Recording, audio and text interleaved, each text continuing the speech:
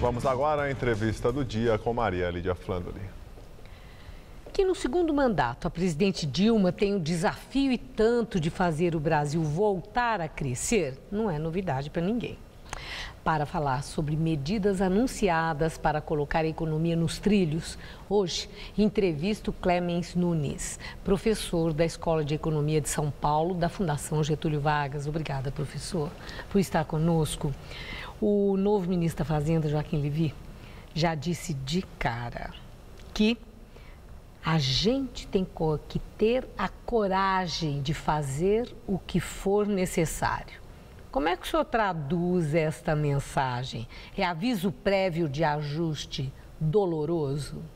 Sem dúvida, Maria Lídia. Eu acredito que o desafio, a coragem é grande porque o desafio é muito grande. Os desafios que o Brasil enfrenta para voltar a crescer de maneira sustentada são muito grandes.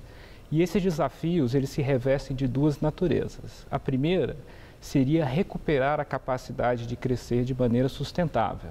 O Brasil vem a taxas de crescimento muito baixas e essas restrições vêm exatamente da capacidade do país aumentar a sua produtividade, aumentar a disponibilidade dos seus fatores de produção, aumentar o investimento. Esse, digamos, é o primeiro grande desafio. O outro desafio é colocar a casa em ordem do ponto de vista da política macroeconômica. Para isso, o ajuste fiscal é a pedra angular dessa natureza. E esses dois desafios são, de fato, muito difíceis.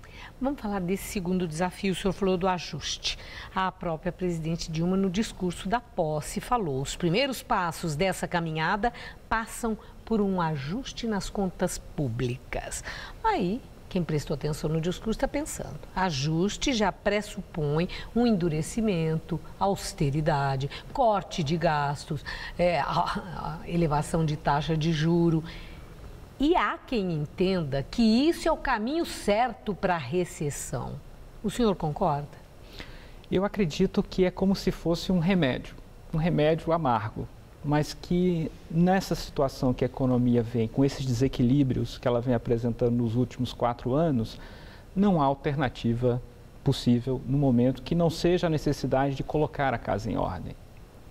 É como você tentar fazer a economia crescer com a série de desequilíbrios.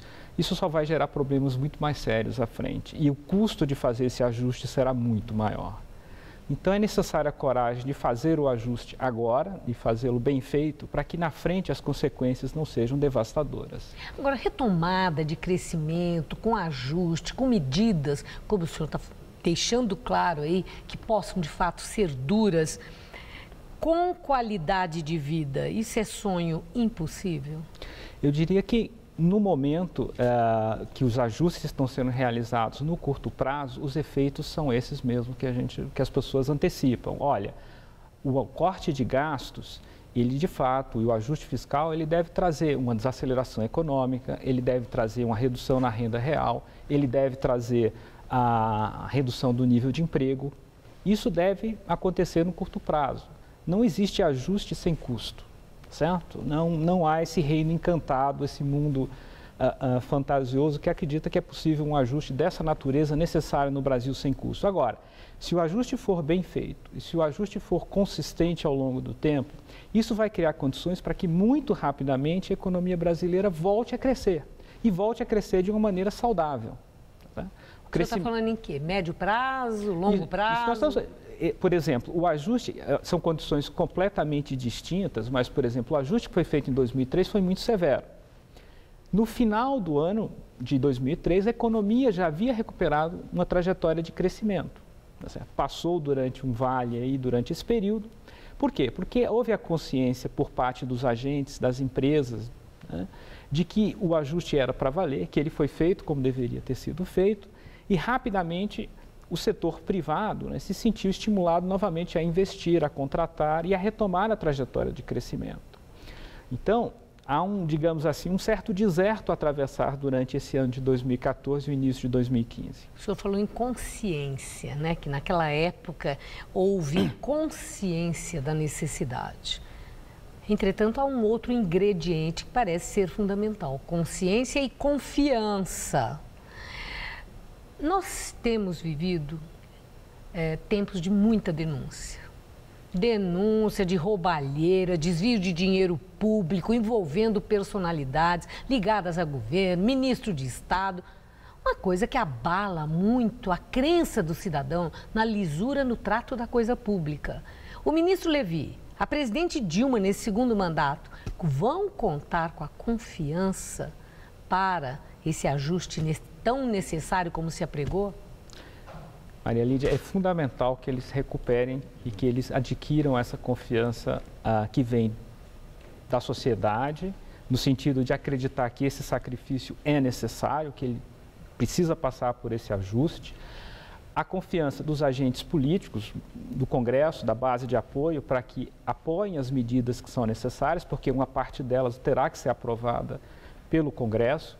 Então, é fundamental que isso seja necessário. Comunicar claramente às pessoas e dizer, olha, haverá um ajuste, o ajuste terá consequências no curto prazo negativas e que no futuro vai permitir que a economia se recupere de uma maneira mais saudável. Então, acho que a primeira necessidade agora seria de franqueza com relação a isso.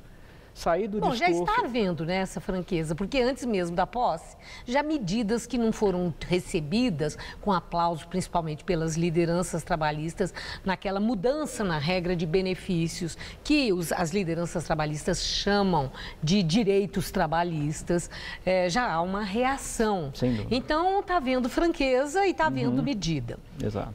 Olhando a pirâmide social, que segmento vai ser mais afetado por essas duras medidas? É a classe média que vai pagar a conta, com a sugestão já de que vai ter aumento de impostos? É a base da pirâmide, diante da possibilidade de um desemprego? Hoje mesmo, na nossa redação, me disseram, Maria Lídia, olha aqui no ABC, a indústria automobilística já está demitindo. Então, olhando a pirâmide, quem vai sofrer mais? Eu diria que o custo do ajuste tem um elemento, digamos assim, de escolha, que é como é que isso vai ser distribuído ao longo da sociedade. Ou seja, parece-me que há uma disposição da presidenta de que esse ajuste impacte menos nos trabalhadores de menor renda, né, e nos benefícios e nos programas sociais. Agora, para que isso aconteça, né, é fundamental que esse ajuste seja feito de uma maneira consistente, que os seus benefícios e os seus custos sejam descritos de uma maneira muito clara.